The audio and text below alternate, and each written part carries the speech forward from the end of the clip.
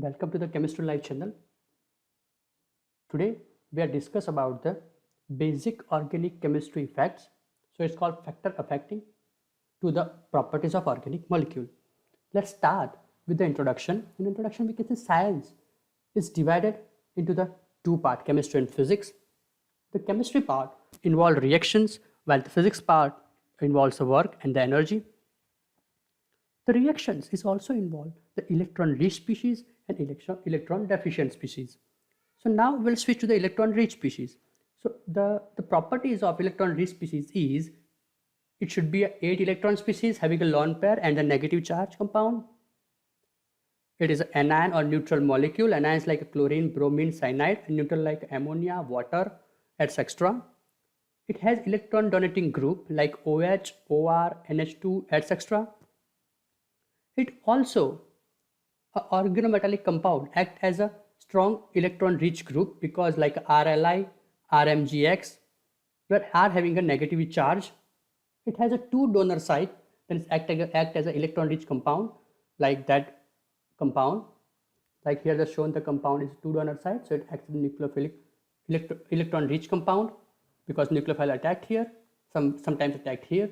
So the role is based on the mode of site attacks, which attack as follow, like a nucleophile, base, ligand, reducing agent, and as a higher occupied molecular orbital. Now we will talk about some properties and the role of the electron deficient species. So the electron deficient species is a 6 electron species having a p and d orbitals. It means vacant p and d orbitals. So the vacant p orbitals contain BF3, BCl3, and at the compound carbene, nitrogen, benzene. The d orbital vacant d orbital compound is PCl3, PCl5, ZnCl2, FeCl3, etc. The electron withdrawing groups such as the nitro and cyano also increase the electron deficiency in the particular compound.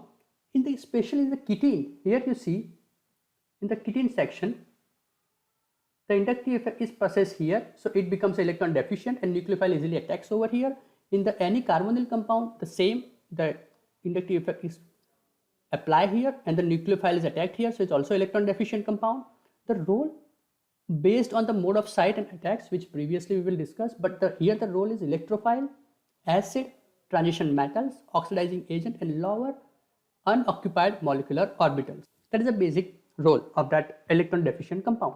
Now we will switch to the amphiphils. What is the amphiphils? The amphiphils is the reagent having the electrophiles and nucleophile both properties. It's called amphiphils.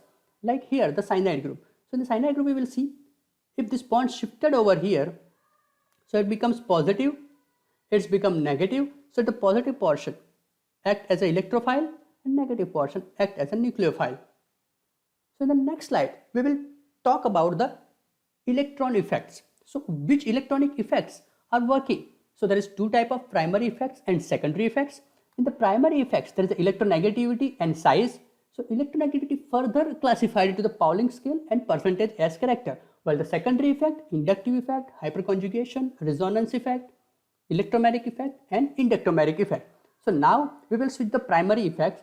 So the electronegativity. So the electronegativity difference is proportional to acidity but inversely proportional to pK value. We can talk about this using that following data of the compound. So if we discuss about Pauling scale, let's say here the bond of CH, NH, OH and FH, the bond electronegativity difference is 0.3, 0.5, 1.3 and 1.9, while the pK value, if you see, the pK value is decreased. While the pK value decreased, acidity is increased.